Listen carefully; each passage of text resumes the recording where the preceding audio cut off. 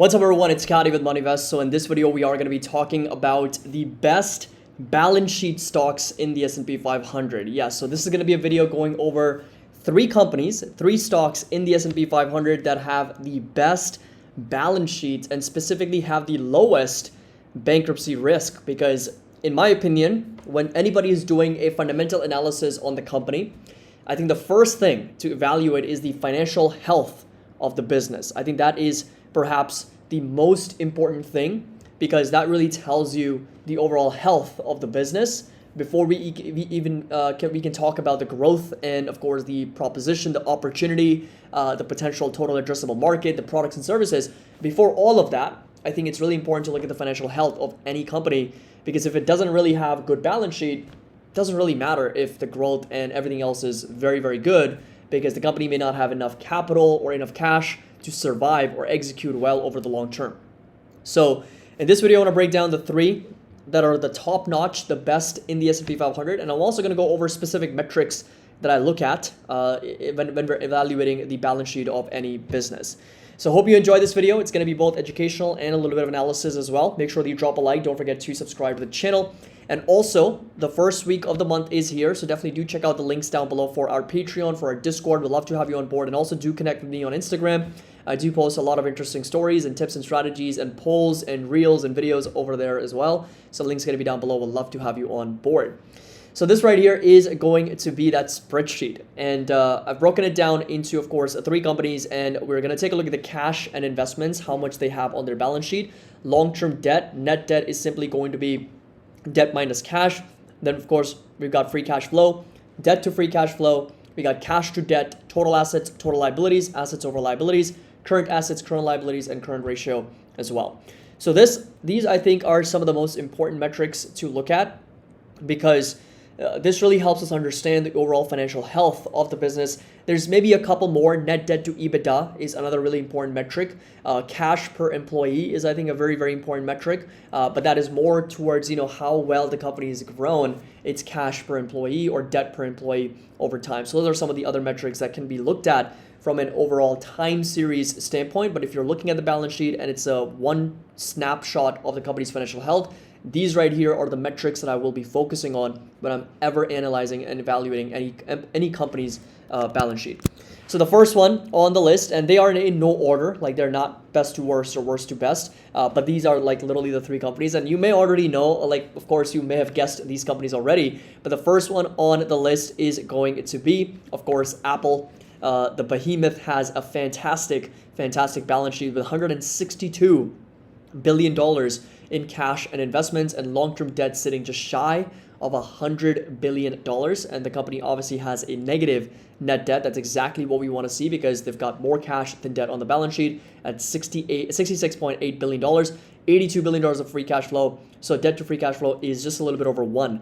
And what this metric shows us is how long will it take for the company to pay down all of its debt using their free cash flow. So you'll notice that the free cash flow is $82 billion. Long-term debt is $95 billion. So it'll take just a little bit over 1 year for the company to pay down its all debt using free cash flow. And we look for this number. I look for this number under 3. I want a company to be able to pay down all of its debt using free cash flows in under 3 years. Cash to debt is 1.7.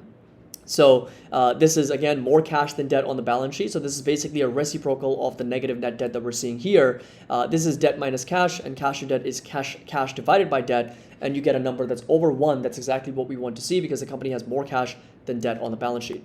Total assets and total liabilities, or total assets, are going to be over $352 billion, and total assets are $290 billion. So total assets also do exceed total liabilities at 1.21, and current assets over current liabilities. So this is a little bit of a soft spot here for Apple, because short-term liquidity, they are looking at less than 1 in current assets over current liabilities, because a lot of their cash is invested long-term, right? A lot of their marketable securities, treasuries, and assets are invested long-term that mature over 1 year.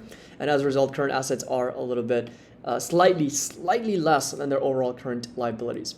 But of course, Apple, one of the best balance sheets on the market. Next one on the list is going to be another FANG stock and magnificent stock, is going to be Google.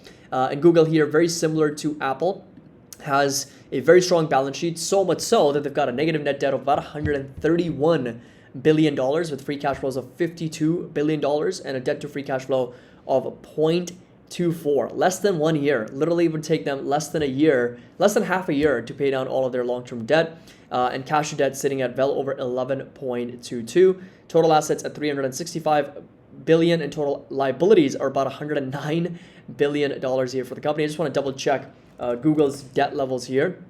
So if you come down, you'll notice on the statistics, on the statements, and on the balance sheet, the net debt is negative $90 billion according to the most recent quarterly numbers in the third quarter. And if you come down, total non-current liabilities, long-term debt sitting at just a little bit over $26 billion over here as of the most recent quarterly earnings as well. So we're going to have to update this number to 26,000, and we're looking at negative 118 billion. If you take a look at their total assets and of course cash, 119, almost 120 billion dollars is going to be that number. So 120 billion dollars, and now we're looking at negative 94 billion dollars in net debt. Free cash flow 54 billion, debt to free cash flow again a little bit less than half a year. Cash to debt 4.6. Total assets, of course, very, very high compared to total liabilities, and current ratio is going to be sitting a little bit over 2.32. That's exactly what we look for, a little bit over 1. This right here is going to be the last stock in the S&P that has one of the best balance sheets on the planet with the lowest bankruptcy risk possible, and that is going to be Microsoft. And Microsoft here with about $121 billion of cash and investments, $42 billion of long-term debt, a little bit negative $80 billion in net debt here for the company, and free cash flow is very, very strong at $47 billion. Debt to free cash flow is a little bit under 1.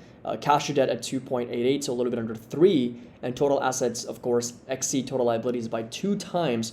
Very strong numbers there, and current assets also do exceed current liabilities for the company. So short-term liquidity for Microsoft is also really, really good. Now, there may be other companies, and I'm not denying this, there may be a lot of companies in the market that actually have much better balance sheets, that have maybe, let's say, more cash than all liabilities put together. It's possible, but they're either not included in the S&P 500 or they are too small to really be considered anything, right? They're either very, very small companies that, yes, may have like $500 million in cash and about $10 million, $20 million in debt. So they're not really big enough to be considered as some of the best balance sheets out there, or they're not included in the S&P 500. So really for this exercise, I wanted to run through the S&P 500, look at every single company and understand which ones have the best balance sheets with respect to the amount of cash that they have relative to the assets, relative to the liabilities and debt, and current ratio and debt to free cash flows. And of course, free cash flow also being a very important metric for these companies that are generating 40, 50, 80 billion dollars in free cash flows as well. So there you have it. These are the 3 companies that have the best financial health in the S&P 500. Of course, there's going to be Meta. Amazon is also going to be up there.